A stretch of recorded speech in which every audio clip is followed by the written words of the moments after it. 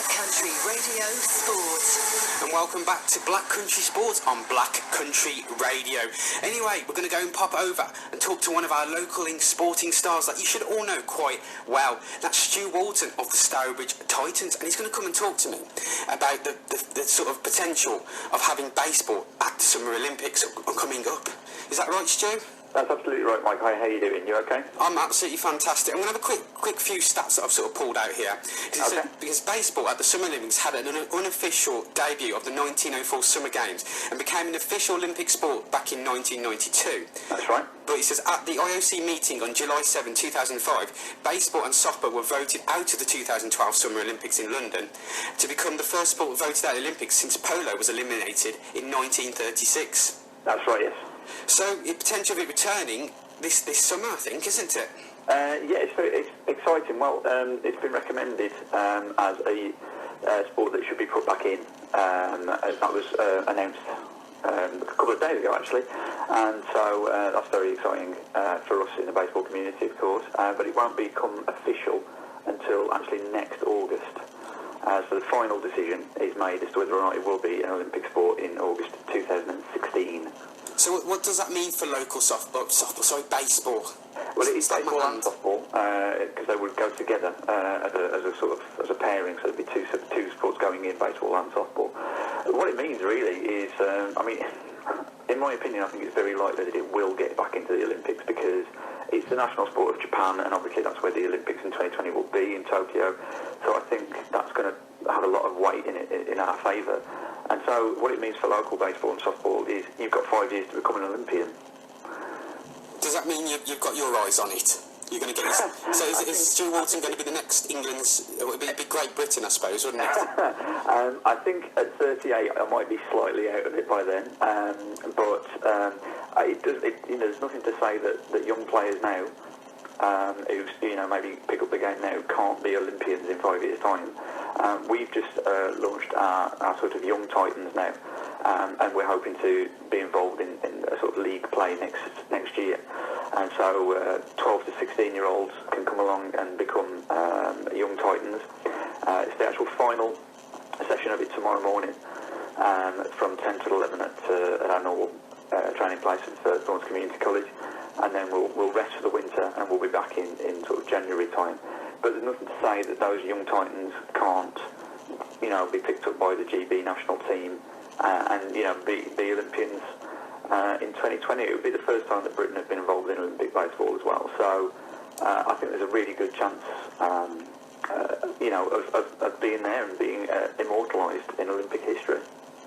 And it can only benefit sport as a whole in this country as well, which I think you were saying there, wasn't it? Oh yeah, completely. I mean, when I remember watching the last Olympics and just thinking, just making you realise just how much you love sport. And I think sporting participation in countless sports went up an incredible amount just on the back of that sort of blanket coverage. So yeah, it can only be good for us. And I think really people should get involved in baseball now, so that they can't be accused of just jumping on the bandwagon in 2020, So I think they can say, I've been in it for ages, that'd be good. No, sound like plenty of time there. Let's have a quick chat as well. Let's have a chat about the Titans, because we haven't managed to catch up with you in a little while, have we, since we've become Black Country Radio? Indeed, yes, that's so right. You did get to somewhat of a semi-final, and I think you sort of failed at the sort of near enough the final hurdle, didn't you?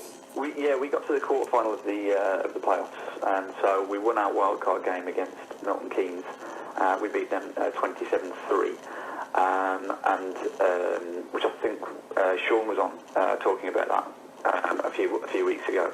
And then after that, we travelled down to Enfield to play the Enfield Sidewinders, and we lost in the final inning 7-6. So it's a bit of a heartbreaker, to be fair, to fall at just before we got to the National Stadium, where the semi-finals and finals would have been played the week after. They got to the final, the Sidewinders, but they lost to the Manchester A's. So the team that beat us, got to the final, which I think you can kind of take a little bit from that as well.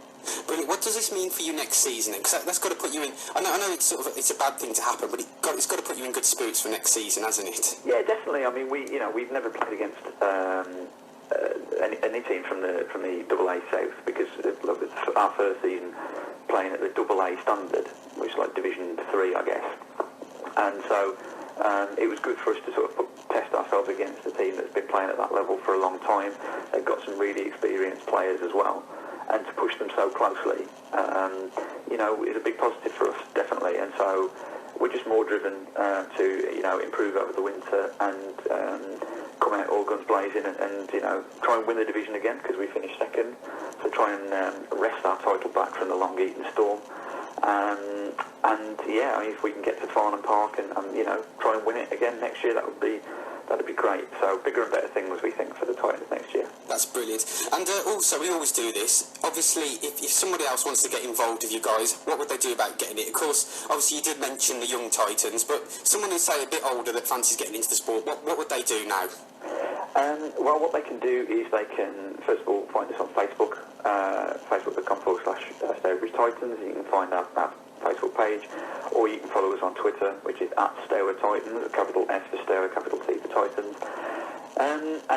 Get in touch with us there. I mean, we've got our presentation evening in a couple of weeks, and then that's pretty much our season wrapped up. Our AGM will be in November, and then we'll start training again probably in the middle of January. So it's a bit of a kind of follow us on Facebook, and then